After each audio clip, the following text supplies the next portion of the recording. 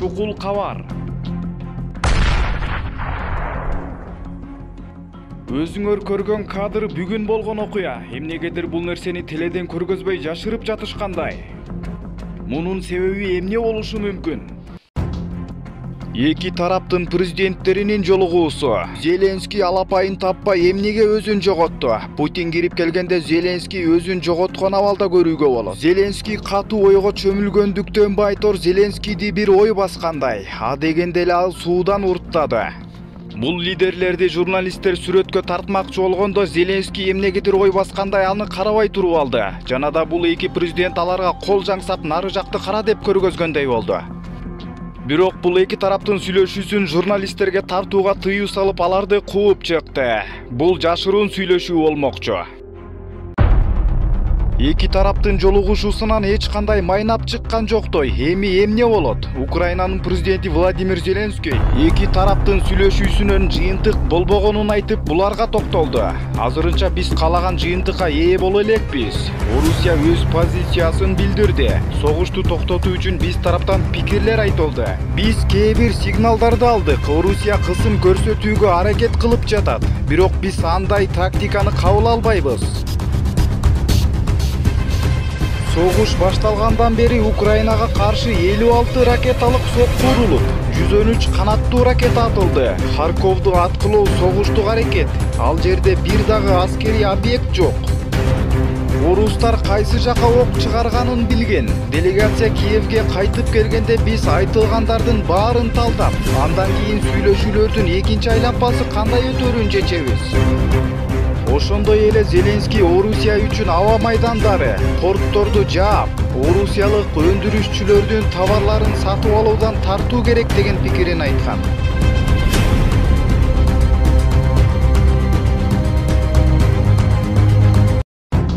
Украина менен Россиянын абалы азыр кандай? Бул көрүнүштү эмнеге жашырып жатышат? Жана да бул спутник аркылуу тартылып алынган кадрлар. Эмне себептен бул нерсени теледен же кандайдыр бир каналдардан көргөзбөй жашырышууда? Ал эми бул кадрда тизилип бара жаткан аскердик курал-жарактар, Орусиянын 60 километрге созулган конвою. Ал эми бул кадр Maxar Technologies спутник компаниясы тарабынан жаңыдан эле чыгарылган сүрөттөрдө Киевди көздөй бараткан Орусиянын 60 километрге созулган колоннасын көрүүгө болот. Maxar Technologies аталган компаниядан айтышкандай, сүрөттөгү колонна Киевдин түндүгүндөгү Иванков шаарынан алыс эмес жерде тартылып алынган. Ал эми бул акыркы кабарлар топтому Орусиянын Украинага чабуулу башталгандан бери 6 күн өтүп кетти. Бирок жыйынтыгы кандай болду? Азыркы сүйлөшүүлөрдүн чечими кандай болот? Билишиңиз керек болгон орчундуу окуялар төмөндө. Ошондуктан бул видеону аягына чейин көрүңүз. Орусиянын армиясы Киевди көздөй туруктуу баратканы айтылды. Спутниктен тартылган сүрөттөр көрсөткөндөй, Орусиянын күчтөрү түштүктөгү Херсон шаарына жерден чабуулга өтүшкөнүн күбөлөр айтып жатышат. Өлкөнүн ар кайсы аймактарында түнү менен жарылуулардын добуштарын угулуп чыгышкан. Ал эми расмийлердин айтымында ондогон жай тургундар өлтүрүлгөн, бирок сандар азайтылган деп айтылууда. Киев менен Москванын делегаттары жаңжалды токтотуу үчүн дүйшөмбү күнү Беларуста сүйлөшүү жүргүзүштү. Бирок алар жакынкы күндөрү кайра жолугушуудан башка эч кандай макулдашууга жеткен эмес. Эки тарап жолугушуп, тынчтык сүйлөшүүлөрү жүрүп жаткан болсо дагы, Орусия Харьков, Киев, Чернов шаарларынын аткылаганын билдирди. Украинанын президенти Зеленский Орусияны буунун коопсуздук кеңешинен биротоло чыгарууга чакырды. Украина Европа биримдигине кошулуу боюнча расмий арыз менен кайрылды. Бери эле дегенде Евро биримдиктин 8 мүчөсү анын арызын колдоду. Бул согуштан мен анча корккон жокмун. Басып алууну чексиз күтүү андан да коркунучтуу деп эсептейм, дейт депутат Владимир Вятрович.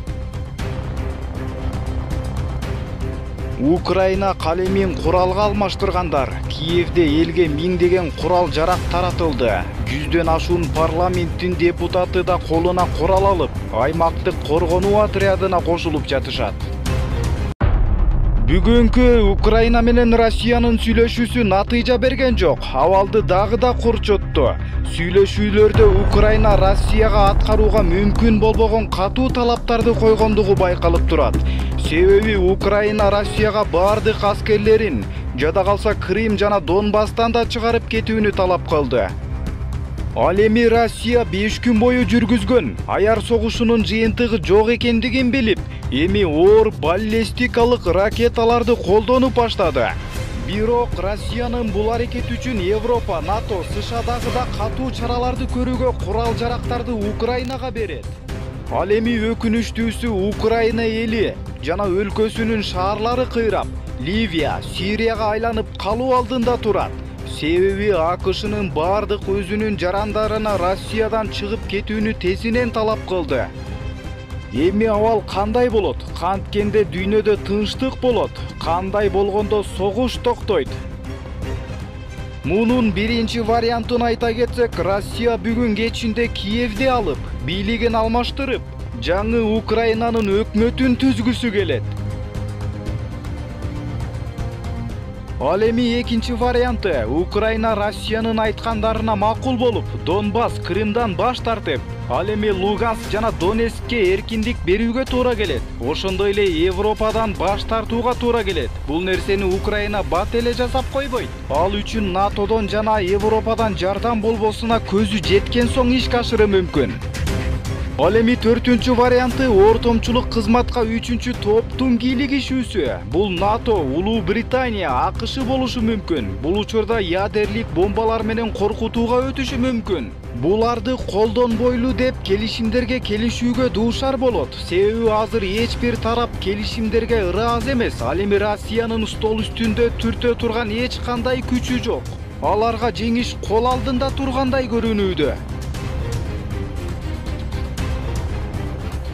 Бүгүн Киевди алса да анын башка райондору күрөш жүргүзө берет. Орустардын чыгып кетүүсүн талап кылган күч сөзсүз калат. Дал ошол себептен атышуулар улана берет окшойт. Бул чуулгандуу турушта Россиянын да, Украинанын да өздөрүнүн чындыгы бар. Ал эми бул жерде биз өз гана кызыкчылыгыбызды ойлошубуз керек. Ошондуктан бул видеого лайк баса кетиңиз. Ал эми сиздин дагы пикириңиз бизге зарыл. Ошондуктан ой пикириңизди комментарийге сөзсүз түрдө азыр жаза кетиңиз.